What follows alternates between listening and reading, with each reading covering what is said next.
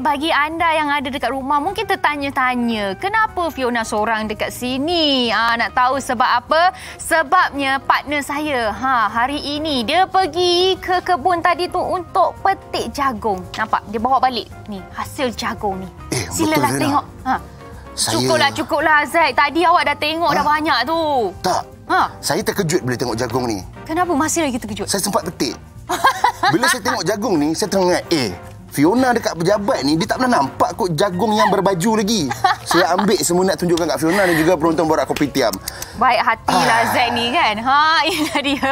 Okey, hasil jagung yang kita nak tengok. Tapi kenalah dengan topik hari ni, betul tak? Betul. Kena sangat-sangat dengan topik hari ni di mana penanaman apa Fiona tadi? Inovasi pertanian. Inovasi pertanian. Jadi bagi anda semua yang berkongsi idea ataupun bagi tahu kita tentang apakah definisi mengenai inovasi pertanian, thank you so much. Nanti kita akan bacakan. Tapi sebab apa? Sebab kita ada tetamu bersama dengan kita di alam maya di atas talian, iaitu kita ada Nur Hashim Kamisan. Hello. Elok dari Kelang, Selangor. Assalamualaikum. Waalaikumsalam warahmatullahi wabarakatuh. Salam. Okey, dengan Cik Hashim ni kita nak bersembang mengenai smart farming. Bahasa Inggeris kita panggil smart farming. Tapi dalam bahasa Melayu kita panggil penanaman pokok fertigasi. Betul tak? Betul. Okey, sebenarnya kita nak tanyalah, Encik Hashim boleh kongsikan sedikit bersama dengan kita tentang permulaan Encik Hashim berkecimpung dalam bidang smart farming. Macam mana sebenarnya? Okey, sepanjang saya menanam kaedah fertigasi ni, saya melihat ada beberapa kekangan yang berlaku di dalam tanaman. Jadi dengan untuk memberi ketepatan berserta dengan memudahkan urusan harian kita, jadi kita meletakkan elemen-elemen teknologi iaitu Internet of Things di dalam ladang kita ni dengan tujuan supaya segala perbuatan dan juga aktiviti penanaman di ladang kita ni dapat diurus dengan baik. Okey, Cik Nur Hashim, kita suka bila Cik Nur Hashim ceritakan tentang inovasi dan sebagainya kan. Tapi mungkin ada beberapa penonton Borak Kopitiam ni kurang jelas lagi. Mungkin Cik Hashim boleh explain dengan lebih detail apakah sebenarnya smart farming ni, Cik Hashim? Okey, smart farming ni sebenarnya adalah satu teknologi yang dibangkitkan di mana kita boleh mengaktifkan dan juga memantau segala perbuatan atau aktiviti penyiraman, pembajaan dan juga pengawalan serangga di luar ladang kita. Bukan sahaja di dalam ladang. Maksudnya dengan ada elemen IoT ni, Internet of Things ni, kita boleh kawal, aktifkan pam kita ni di luar ladang kita selagi telefon pintar kita ni ada line internet, kita boleh kawal sepenuhnya di luar ladang kita. Maksudnya contohnya kalau kita pergi bercuti dekat Australia kan, kita pun boleh masih lagi meneruskan proses nak menyiram kita punya tanam-tanaman. Betul. Macam pengalaman saya pernah pergi ke Jepun dan dalam masa yang sama juga saya menggunakan line internet di Jepun dan saya mengaktifkan pam saya di Malaysia lah. Jadi kaedah ini sebenarnya banyak membantu kita dalam segala aktiviti yang ada kat ladang tu di luar ladang kita. Jadi kalau contohnya kita di Malaysia ni adalah masalah berkenaan dengan hujan dan juga panas. Jadi apabila hujan saja kita dapat monitor dan kita dapat alert, dapat notifikasi yang mengatakan ladang kita sekarang ni tengah hujan. Jadi sekiranya kita tak kawal, akan berlaku pembaziran dari segi pembajaan. Jadi bila dapat je notifikasi yang kebun kita sedang hujan ni, jadi kita boleh stopkan penyiraman kita. Jadi kita dapat menjimatkan kita punya kaedah pembajaan. Maknanya selagi mana ada internet tu kira okey lah. Kan? Betul. Okay. Ini adalah smart farm. Kita panggil smart farm Encik Hashim kan? Tapi Encik Hashim, boleh tak kalau kami nak tanya, untuk smart farming kita tengok kan, bukan satu benda yang mudah. Kalau in terms of budget tu macam mana? Kalau kita nak mulakan smart farming ni, berapakah lebih kurang modal untuk kita perlukan? Dia bergantung pada keluasan tanaman kita. Okey, kalau dia tanaman dia berskala kecil, contoh dia macam setengah ekar jadi ataupun 1 ekar, jadi kos dia tak begitu mahal pun berbanding dengan kaedah yang biasa diguna pakai. Sebab hari ni kita melihat dengan ada teknologi ni, dia membantu daripada kos operasi kita. Jadi kos operasi kita akan turun dan peningkatan hasil kita akan naik. Jadi dalam jangka masa panjang ni sebenarnya sangat membantu segala operasi dan juga kos-kos yang terlibat dalam kita punya kaedah penanaman. Wow, best. Jadi mungkin bagi mereka yang dah tengok, dah rasa macam saya pun boleh buat lah, rasa ada minat nak start kan. Apakah first step yang mereka perlu lakukan? Langkah pertama. Okey, macam kita kat sini, kita ada menyediakan kepada sesiapa sahaja yang baru ingin menceburi dalam industri pertanian ni, kita ada menyediakan beberapa slot khusus dan juga pendedahan awal berkenaan dengan penanaman kaedah fertigasi menggunakan teknologi IoT Smart Farming ni. Jadi dalam masa proses pembelajaran ni, kita akan bimbing dia dalam masa yang sama untuk memahami dan juga mengenal pasti segala-segala kemungkinan-kemungkinan yang akan berlaku dan bagaimana apabila mereka menggunakan di ladang kita ni, kita ajar cara macam cara nak guna, baca data dia, baca dia punya schedule dia.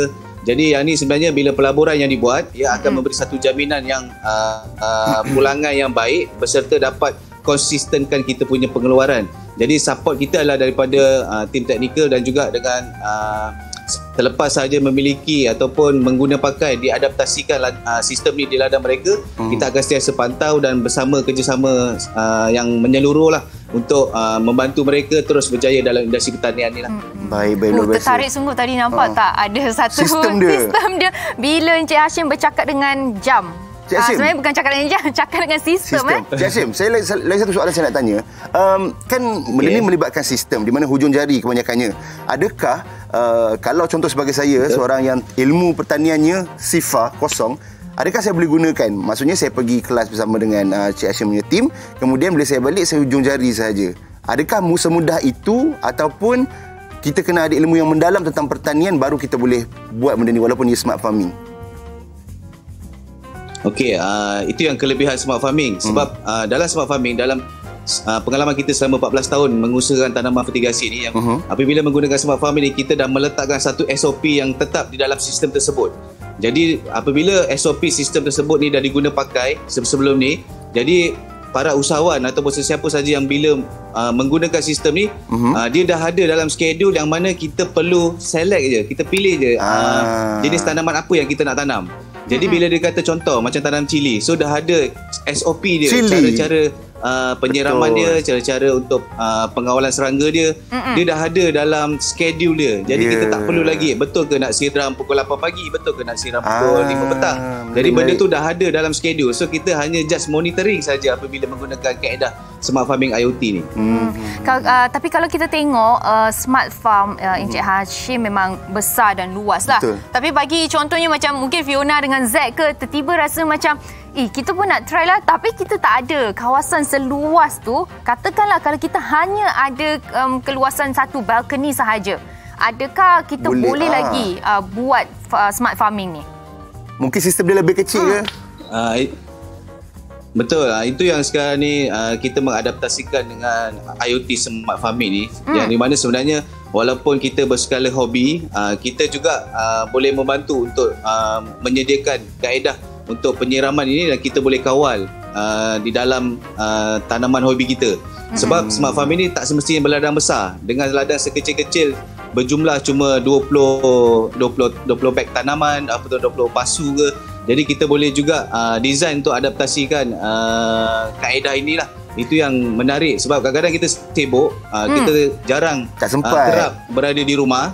Jadi kaedah inilah yang membantu kita. Nanti tengah hari kita dapat SMS mengatakan pump kita dah siram, tanaman kita telah pun disiram. Jadi ini membantu kita lah dalam kaedah penanaman dalam masa yang akan datang ni. Menarik. Mungkin saya perlu belajar kot. Dengan itulah pokok-pokok saya takkan mati. Dia bagi notification tolong siram jagung. Macam tu ke? Dia bila dah cukup masa schedule dia akan alert dekat kita. Okey. Penyiraman pukul 8 pagi telah selesai.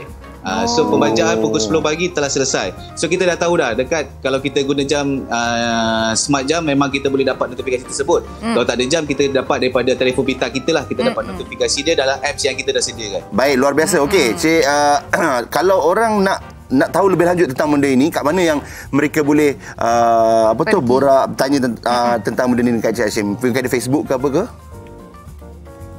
Okey, kalau di Facebook saya lah, nama saya Nur Hashim bin Kamisan, ataupun di page Pewaris Bumi Hijau. pewaris bumi hijau. So boleh ke situ, boleh mengikuti dan melihat perkembangan kita di dalam segala tiap-tiap hari, tiap-tiap mingguan, dan kita boleh lihatlah perkembangan inovasi dan juga teknologi yang kita cuba bangunkan yang dah diguna pakai di dalam industri tersebut. Terbaik. Terima kasih banyak Encik Baiklah, Hashim. terima kasih Encik Hashim sebab sudi berkongsi dengan kami di sini mengenai smart farming. Ya, menarik ni. Saya pun dah nampak. Rasanya lepas ni ada robot dekat awak punya tu, balcony. Okey, nanti saya pergi ke Facebook Encik Hashim. Jadi itulah dia, mungkin boleh berikan idea sedikit kepada anda semua yang ada di rumah. Terima kasih Encik Hashim. Terima kasih. Bagi anda semua yang mungkin busy, selalu lupa nak siram pokok macam Fiona, selalu pokok mati, ini mungkin adalah satu solusi ringkas untuk anda semua. Fiona menanam pokok? Ya, tapi selalu kena beli yang baru. Pokok jenis apa? Pokok jenis apa? Pokok warna hijau. Okey, tak apa. Nak tahu pokok warna hijau tu apa, kata kita rehat dulu nak borak dengan Fiona tentang pokok. Kembali selepas ini di Borak Kopitiam.